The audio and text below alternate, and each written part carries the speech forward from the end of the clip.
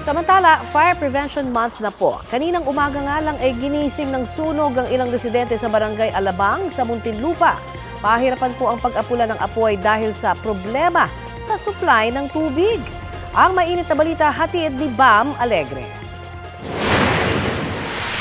Ganito kalakas ang siklab ng apoy sa residential fire na ito sa Sitio Masagana, Barangay Alabang, Muntinlupa, pasado alas 5 ng umaga. Inakyat ito sa third alarm ng Bureau of Fire Protection dahil naging problema ang supply ng tubig. Gumamit din ng thermal drone para makita ang konsentrasyon ng apoy na tumupok sa tinatayang 50 bahay.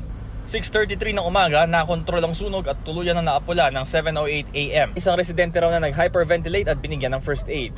Mabilis daw ang mga pangyayari ayon sa mga residente, kaya mabuting nailigtas nila ang mga kaanak kahit hindi na nasalba ang mga gamit.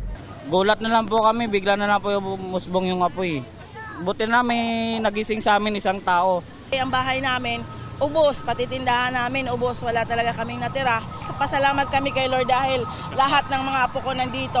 Tinutukoy pa ang halaga ng pinsala pati ang posibleng sanhi ng apoy. Initial na information na nanggaling po or nagsimula po ang sunog sa isang two-story na residential unit, residential house. So ito pong bahay na ito, ang aming pong